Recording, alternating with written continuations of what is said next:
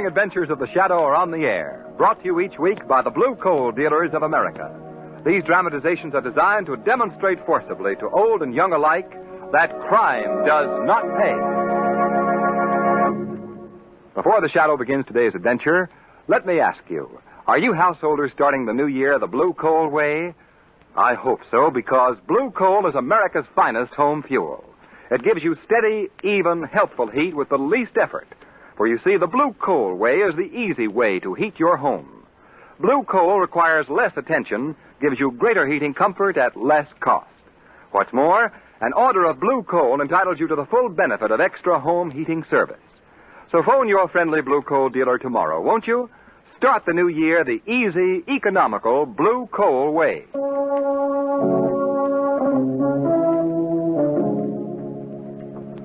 The Shadow, mysterious character who aids the forces of law and order, is in reality Lamont Cranston, wealthy young man about town.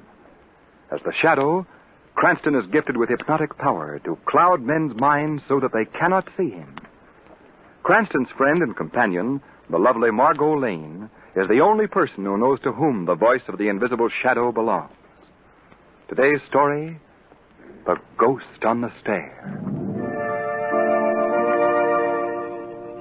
It is evening. We find Margot and Lamont seated on the veranda of a small hotel. They are conversing with the proprietors, Roger Miller, and his wife, Adele. Adele,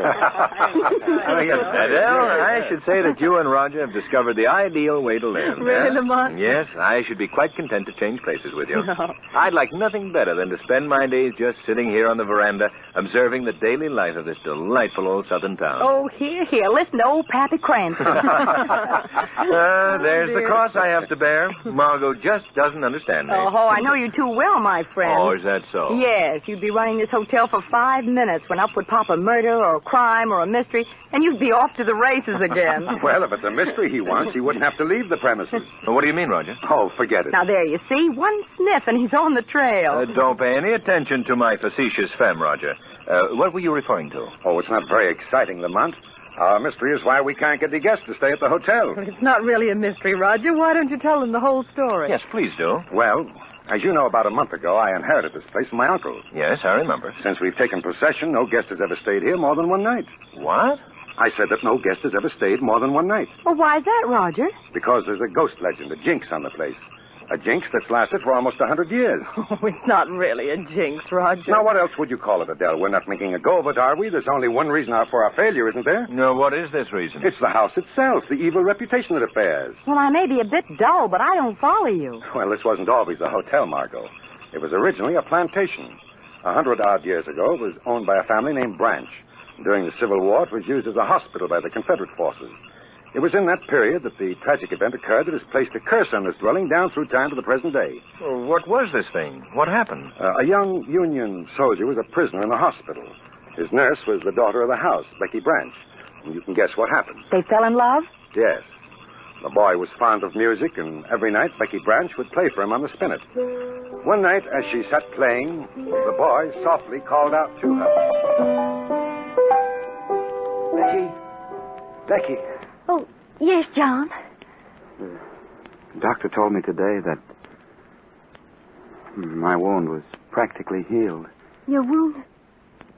But, John, that means... Yes, it means that they'll be taking me away from here, Becky, to a prison. No, they can't do that. But they can and they will, unless... Unless what? Unless I can escape. John. Oh, it's the only thing left, dear. If I can just get out of this building, I have a good chance of reaching the Union lines. But, John, what of us? Oh, I'll come back for you, dear, after the war is over. You know I will. Yes. Yes, I do know that. Then will you help me? Help me to escape? Yes, John. I know of a way.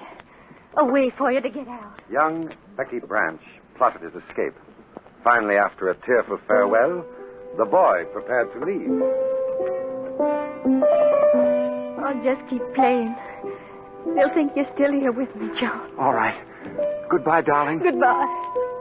Goodbye. John. Oh, my dearest. My dearest. John. John! John, what happened? John! John! Oh, And that's the story. The boy was dead, stabbed through the chest. No one who could have committed the murder was to be seen. Well, that sounds fantastic. Becky Branch's partner attempted escape was discovered, and she was banished from the community. But what does that have to do with the jinx? Just this, Lamont. Since that day, this house has passed through many hands. In each family that has lived here, a mysterious death has occurred. Each of these deaths has been caused by a stabbing. Well, that is a story. Yeah, but that isn't all, Margot. Before each death occurred, the playing of a spinet was heard. The legend reenacted, eh? Well, have you heard this mysterious music since you've been here? No, not yet. May I clear away the glasses, sir? Oh, yes, of course. Very good. Yes, sir. And now, Lamont, if I haven't been too boring, that's the reason why you should stay out of the hotel business. Well, you've got a point there. Well, I think we'll turn in if you'll excuse us. Oh, yes, of course. Coming, Adele? Yes, dear. I guess it is bedtime. Good night, Margot. Good night, Lamont. Good night, Adele. See you in the morning. Right. Lamont, do you believe that story? Well, I don't know, Margot. There's always a legend that goes with these old places. Some of them are false. But this one's true, sir. Oh, I forgot you were here, Beauregard. Well, how do you know it's true, Bo? Yeah, I've been here many years, ma'am. I've heard that music many times. You have? Yes, sir. I've even seen the ghost. What ghost? The ghost that's always seen on the stair. Ghost of Miss Becky Branch. Lamont, listen. Am I hearing things? No, I hear it, too. There it is, sir. There that old spinet playing again. Come on, Margot. We're going to look into this. Well, it seems to be coming from inside the house. Yes. Margot, Yes? wait here a moment till I locate the sound. That room. It's coming from that room right over there. Yes. Let's walk quietly now. We mustn't be heard. Lamont, what if it really is the ghost? Would you rather wait outside, Margot? No. Stay right here. When I open this door, I'm going to rush quickly into the room. If I encounter trouble, you go for help. Yes, all right. Right, here we go. Hello. Oh, what is this? Oh, I beg your pardon. I thought that you were well, I'm terribly sorry. Well, that's quite all right. Lamont, are you all right? Yes, of course. Come in, Margot. Keep right on playing, sir. I'm just showing the young lady about. This is the music room, I believe. Yes, I presume it is. I've only been a guest here since this afternoon, so I wouldn't be sure. Oh, I see. Please continue your playing. Thank you. I have traveled many miles to play in this old room. Really? Why is that? Because of the legend of this house. Have you ever heard of it? Yes. It was just told to us a while ago.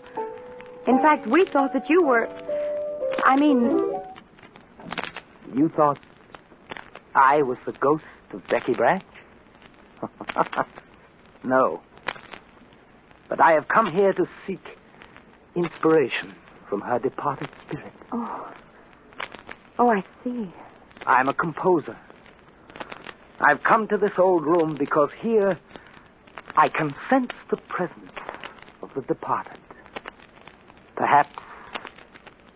Perhaps my music will even woo the ears of the lovely ghost. Yes. Yes, that's very interesting. The beauty of the music of the dead is beyond compare. What was that? Someone in trouble. Yes, come along. Maybe that's your ghost.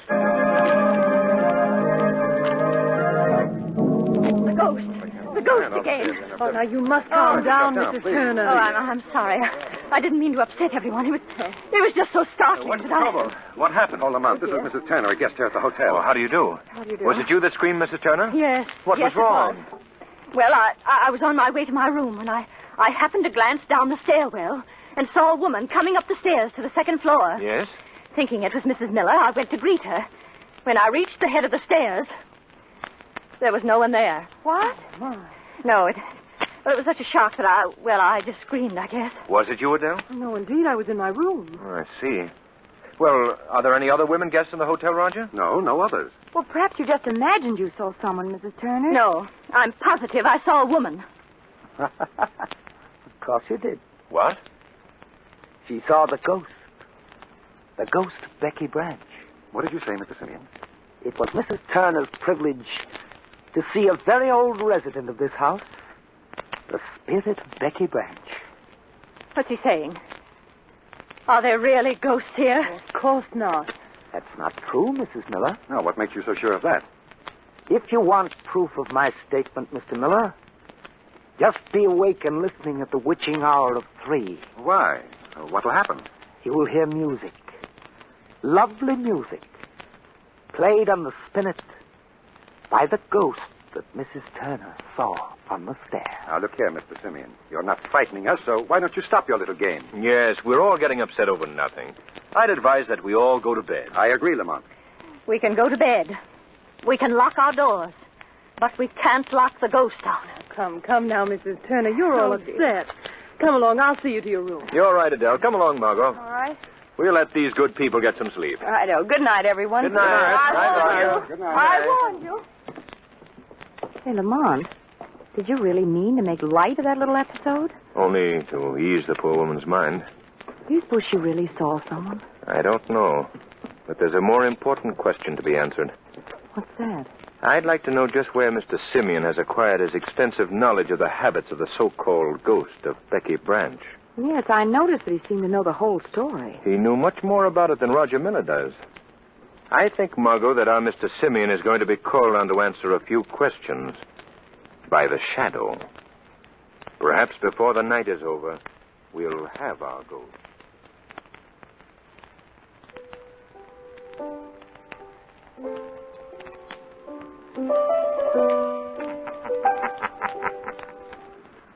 What was that? I hope I'm not intruding, Mr. Simeon. Who speaks to me? Men call me the Shadow. Where are you? I see no one. I'm standing right here beside you. I don't understand. Mr. Simeon, I have the power to make myself quite invisible to your eyes. What do you want of me? Why are you here? I want you to answer a few questions. What about? How do you know so much about the legend of this old house? Where did you hear of Becky Branch? What is that to you? Answer my question, Mr. Simeon. Very well. Very well, I'll tell you. I was born in this house, Mr. Shadow. I spent my early youth here. I used to play on this very same spinet. Was there any evidence then of this so-called ghost? Oh, yes. We heard her many times, many times. She played so beautifully. Was she ever seen? Only as she was seen tonight on the stairs. Do you believe this legend? Of course. I have very good reason to believe it. Why?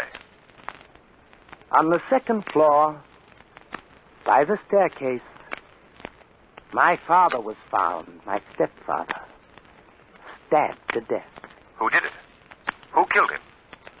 We never found out. He died just as the young soldier died on the very same spot. It was a blessing, though. I never liked my stepfather. You wanted him to die? I didn't care. Why have you returned here? I'm seeking inspiration. Yes. The inspiration that I lost when I left here. Inspiration that can only be gotten from the spirit of Becky Branch. Listen for her tonight. It usually comes from the cellar below, at the witching hour of 3. I don't believe that you've come back here in search of an inspiration, Mr. Simeon. You have another motive. And when I learn what it is, let me warn you. You will receive another visit from the Shadow.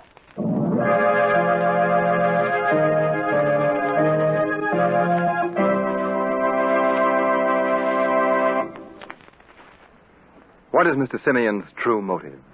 We'll find out in just a moment. But first, here's a question that's nearer home. Have you ever asked yourself, how can I cut down my coal bills this winter? Well, the answer to that question is blue coal. For not only does blue coal burn steadily and last longer, but with every order of blue coal, you get free heating advice that helps you cut your home heating expenses. These helpful hints come to you as an extra courtesy extended by your friendly blue coal dealer. And he offers you another aid to economy. the Blue Coal Automatic Heat Regulator. Its initial cost is surprisingly low, and it pays for itself over again in the fuel it saves you. A Blue Coal Heat Regulator working with Blue Coal makes the perfect heating combination. For Blue Coal gives you better heat with less attention, and the heat regulator saves unnecessary trips by automatically opening and closing the dampers on your furnace. Phone your neighborhood Blue Coal dealer tomorrow and ask him to show you this easy, economical way to heat your home. His name is listed in the Where to Buy It section of your classified telephone directory under the words Blue Coal. And now, back to the shadow.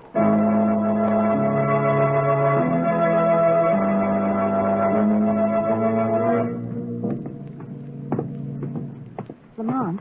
Yes, Margot. What do you expect to find down here in the cellar? Well, according to Mr. Simeon, this is where the ghostly music has come from. Here, take this other flashlight. All right. Well, did you learn anything else from Simeon? Yes. He lived here as a child. His stepfather was killed in this house, stabbed to death just as the soldier was stabbed. And he met his death on the second-floor landing by the staircase. Is that where the soldier died? According to Simeon, yes. Well, I don't see anything down here that looks like a musical instrument, do you? No. Do you believe Simeon's story? Well, I think he told the truth about living here and his stepfather's death, but, well, his talk of ghosts was, well, not very believable. Here, somebody come, please. Well, it's the old servant, Beauregard. He's calling from upstairs. Let's get up there, Margot, quickly.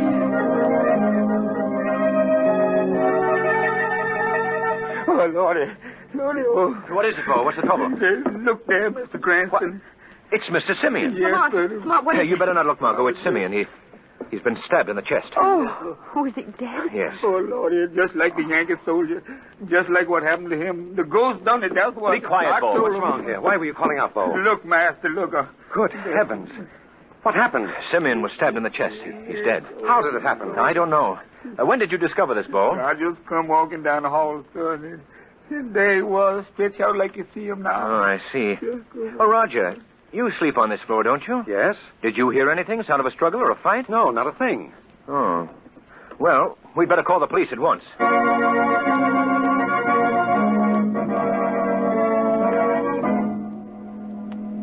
Well, that certainly was a fine investigation, Lamont. Yes. I'd hate to see that sheriff in charge of a crime wave ever hit this town. He'd probably handle it just as he did tonight, Margot. He'd just say, I'll tote the body away and come back in the morning when it can rustle up a corner, Jury. Yes, in the meantime, the murderer has a perfect opportunity to cover up any traces of his crime. Exactly. I must say, though, that I haven't any more leads to work on than the good sheriff had. No, Mr. Simeon was your number one suspect in this ghost business, wasn't he, Lamont? Yes. I felt that he knew much more about what went on here than he was willing to tell. Maybe that's why he was killed. And that's quite possible. But who could his murderer be? There are only 4 other people in this house. Old Beauregard, Mrs. Turner, Adele, and Roger. Yes. Roger. Did I hear you mention my name? Roger! Oh, sorry, Margot. I didn't mean to startle you. I heard your voices, so I came in to see if you'd uncovered anything. Well, no, I'm afraid we haven't. Well, I guess we'll have to wait till morning now. Oh, say, why don't you two get some sleep? We will presently, Roger. Well, good night. Good night. Good night, Roger. Lamont, Yes, Margot? isn't it strange the way Roger just popped in here like that? Yes. There are several other points about Roger that need clearing up in my mind. What do you mean? Don't you think it odd that he didn't hear any sounds when Simeon died? His room is right on that floor. Yes, And why did he take so long in responding to Beau's call for help? I thought of that, too. If you don't mind, Margot, we won't be retiring for some time yet. There are many things here that require investigation before the night is over. Well, what are you going to do, Lamont? Well, first of all, Simeon told me that the ghostly music was always heard at the witching hour of 3. It's almost that now, isn't it? Yes, just about. Well, I think we should stay up for that little recital. Let's sit out here by the staircase. All right. I'm afraid I'll have to turn out this light. That's all right, Lamont. Just stay near me, that's all. All right. Now, follow me. Take hold of my hand. If we ever meet a ghost now, I'm afraid that Now, Margot, no. Here. Sit here on the stair. Thanks. What was that? There was an owl outside the house. Oh. Oh, we should get a sore throat or something. I can't stand it.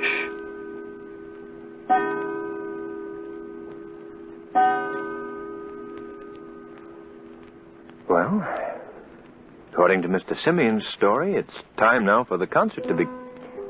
Lamont, there it is. Yes. Quiet now. See if we can locate the sound. It's not coming from the music room. No. No, it seems to come from up above. Somewhere on the upper floors. Well, why don't we get... Come on, Margot. Something's happened up there. There's a light switch on the wall, Margot. I've got it. It's Roger. Yes. Call Adele quickly. What's happened to him? The same wound in the chest. He's breathing, though. There may be a chance of saving him. Go, please. Get Adele. Yes, all right. All right, old man. Now, just take it easy. Lie quietly, please. That's it. Take it easy. Must tell you. What are you trying to say? Passageway. Secret passageway. Where? Where is this passage? Roger. Roger. What's happened to him? Oh, Roger, what's happened? He's still alive, Adele, but we must act quickly. Call a car. He must be gotten to a hospital at once.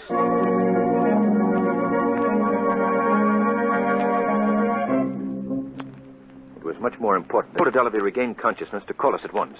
Well, Lamont, this passageway he spoke of. Did he tell you where it was? No, but it must be somewhere in this hall. We'll try all of these panels. All right, I'll start at this end. All right. If we can locate the source of the ghostly music, I think our mystery will be solved. Lamont? Huh? Lamont, I think I found something. Come here a minute. What is it? See? The wooden decoration is loose. And it seems to pull down, yes. Wait, Margot, let me do it. I can do it. It's opening. Margot, look out! Oh, that was a narrow escape, Margot. That knife almost plunged into your body. Oh, what happened, Lamont? I think we've discovered our weapon of death, Margot. That knife? Yes. We've also solved a murder that is over 70 years old. The murder of Becky Branch's sweetheart. I don't understand. I'll release the weapon and show you. The weapon that also killed Mr. Simeon and wounded Roger Miller. Well, how was this done? Well, it's quite simple. This knife is really an old bayonet. It's attached to that heavy spring, which was released when the secret door was opened. I see. It was evidently put there years ago to prevent the escape of men like Becky Branch's soldier. And through the years, it's taken the lives of all those who discovered the passageway. Why, that's amazing. But, Lamont, that doesn't explain the supernatural happenings in this house. Yes, I know that. That's something that we must... Listen, the music again. Yes. And this time I'm going to trace it to its source. It seems to be coming from somewhere in this passage. You wait here, Margot. This is a job for the shadow.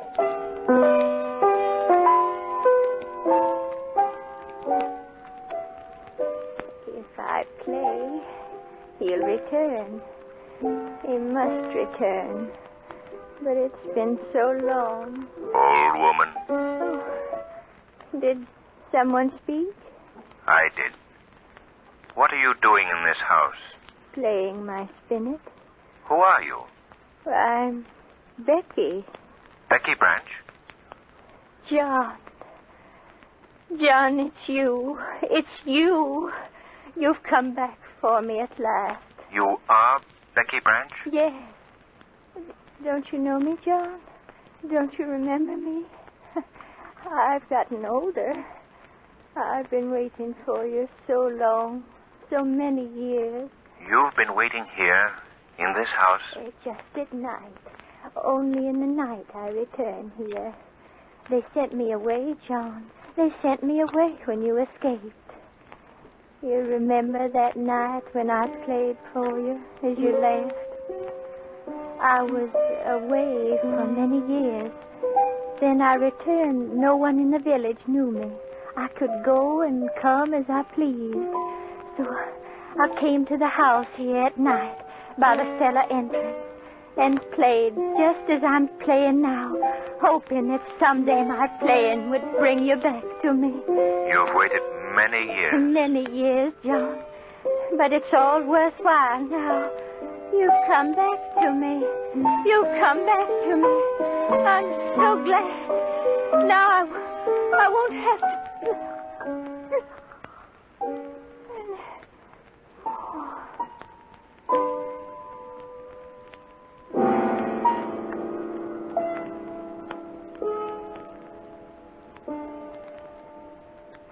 No, Becky Branch. You won't have to play anymore.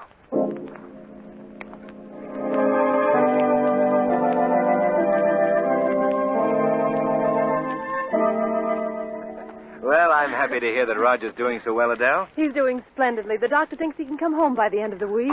Good. Oh, you might be interested to know that some of the older residents of the town arranged for a decent burial for Becky Branch. Oh, I'm so glad. Adele, did Lamont tell you that he found an entrance in the cellar that Becky used to use to enter this house? Oh, so that's how she got in. Yes. Oh, and we finally learned how the secret panel worked, too. How? When the panel was opened, the spring that held the knife was released. Oh, I see.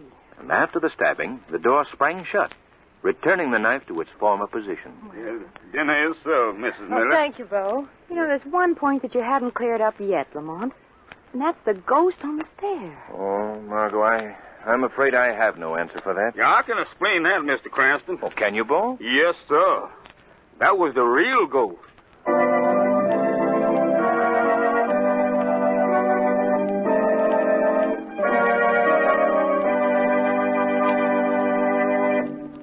More from the shadow in just a minute. But first, here's John Barclay, America's home heating expert. Mr. Barclay. Thank you, Ken Roberts, and good evening, friends. You know, every good housewife takes a kind of pride in her kitchen. She installs the best cooking equipment she can afford, and she keeps her kitchen clean and immaculate. Well, that's as it should be. But you men don't have to let the ladies get ahead of you. No, sir.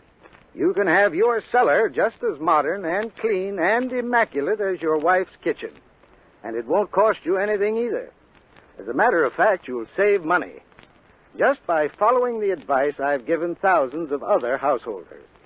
Ask your blue coal dealer for the free services of a John Barclay trained serviceman. He'll tell you in a few simple words just how to bring the furnace you've had for years right up to date. He'll show you the clean and easy way to operate your furnace. And most important of all, he'll show you how to cut down the cost of heating your home. So if you've not already benefited from this free John Barclay heating service, just phone your neighborhood blue coal dealer tomorrow. Thank you.